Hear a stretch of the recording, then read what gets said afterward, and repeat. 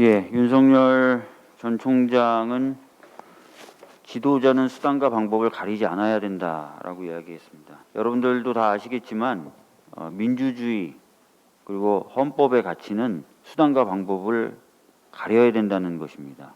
지도자가 원한다고 해서 모든 것을 다 할 수 있는 게 아니라 적법한 절차에 따라서 그리고 적법한 수단을 사용해서 그 목적을 달성하고 추구해야 된다는 것이 우리 헌법에 아주 자세히 나와 있습니다. 윤석열 전 총장의 이런 발언은 헌법적 가치를 완전히 무시하는 것이다 라고 생각합니다. 제가 전에도 말씀드렸지만 윤석열 전 총장은 실언을 하는 게 아닙니다. 본인의 소신에 찬 그리고 본인의 철학에 기반한 발언들을 계속하고 있는 겁니다. 다시 한번 말씀드리지만 윤석열 전 총장은 또 소신 발언을 한 것입니다.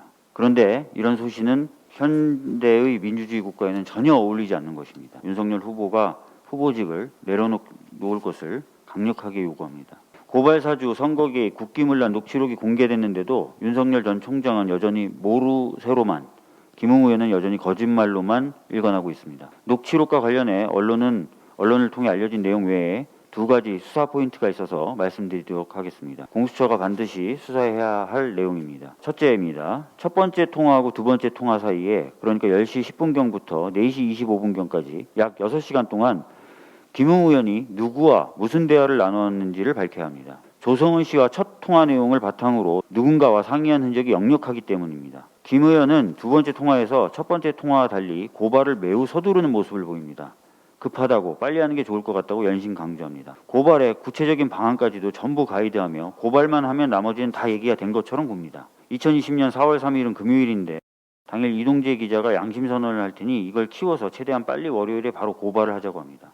도대체 첫 번째 통화하고 두 번째 통화 사이에 누군가 상황이 매우 긴박하다는 얘기를 김웅 의원에게 전달하고 고발에 대한 자세한 상의를 했다고 생각할 수밖에 없는 대목입니다. 공수처는 이 6시간 동안 김 의원이 누구와 무슨 대화를 나눴는지를 반드시 알아내야 합니다. 두 번째입니다. 김 의원이 이동재 전 채널A 기자가 대역을 써서 녹음했다는 것을 어떻게 알았으며 이 전 기자가 당일 양심선언을 할 거라는 정보는 또 누구에게 어떻게 얻었느냐 하는 것입니다. 채널A 자체 진상보고서가 공개된 것은 작년 5월 25일이고 이 전 기자가 조선일보와의 인터뷰에서 이 사실을 밝힌 것은 더 늦은 작년 7월 2일입니다. 그런데 김웅 의원은 녹음 파일의 존재 여부뿐만 아니라 이 전 기자가 대역을 써 녹음했다는 사실까지 4월 3일 오전에 이미 전부 알고 있었습니다. 게다가 김 의원은 이날 이 전 기자가 양심선언을 할 것 같다는 정보까지 갖고 있으며 고발장 제출을 이 양심선언과 연결시켜 최대한 서둘러야 한다고까지 말하고 있습니다. 단순히 고발장을 전달하는 차원을 한참 넘어 누가 언제 어디서 누구에게 어떻게 전달할지 매우 세세한 부분까지 전부 그림을 그렸던 것입니다. 공수처는 김 의원이 이러한 정보를 누구를 통해 얻게 되었는지 뿐만 아니라 누구와 함께 이러한 그림을 그렸는지 반드시 수사를 통해 알아내야 합니다. 비록 김웅 의원과 그 일당의 기도가 다행히 불발로 끝났다고는 하나 윤석열 검찰이 김 의원과 한몸으로 움직였다면 이는 명백한 정치 개입, 선거 개입이자 국기문란 사태가 아닐 수 없습니다. 공수처에 촉구합니다.